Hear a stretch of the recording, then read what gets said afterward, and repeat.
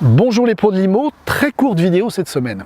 À l'image d'un simple moustique d'à peine 3 mg, capable de gâcher la nuit d'un humain pesant plus de 60 kg, il existe dans notre vie professionnelle des petits riens qui parfois nous empêchent d'avancer, voire même qui nous pourrissent la vie.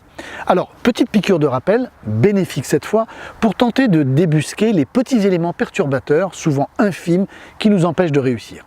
Comme d'habitude, n'oubliez pas, si c'est déjà fait, alors pub.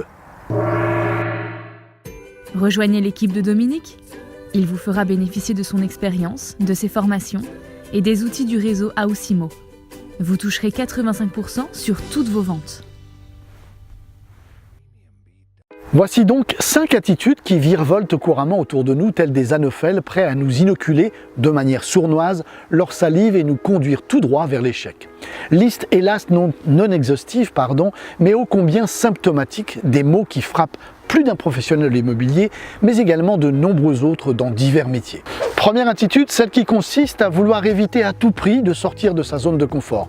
Accepter qu'une tâche soit difficile, qu'elle sorte de nos habitudes, tout en sachant que nous n'avons pas 100% de chance de la réussir, fait partie de ce que j'appelle notre processus d'évolution. Sortir de sa zone de confort et de sa routine, c'est s'ouvrir à de nouveaux horizons, s'offrir de nouvelles possibilités. Je vous invite d'ailleurs à revoir cette vidéo tournée il y a quelques temps. Vous pourrez y découvrir ce que vous pensez être votre zone de confort pourrait bien très rapidement s'avérer être une zone de souffrance. Alors ne soyez pas masochiste et regardez cette ancienne vidéo. Je vous mettrai également le lien quelque part autour de celle-ci. Deuxième attitude, toujours vouloir obtenir des résultats immédiats et croire que cela est possible en toutes circonstances. Quelle belle croyance que celle-là, tellement mieux, tellement plus facile, tellement mérité peut-être.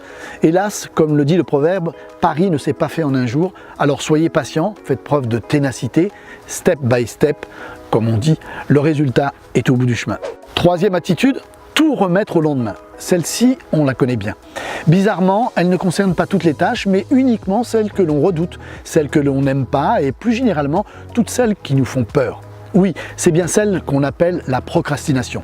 Une attitude aussi néfaste pour vous que son nom est moche et parfois difficile à prononcer. Quatrième attitude, celle qui consiste à baisser les bras dès que les choses se compliquent. Celle que j'appelle la fuite de l'échec extérieur. Celui que notre entourage pourrait voir. Cette image négative de nous-mêmes que nous ne voulons pas montrer.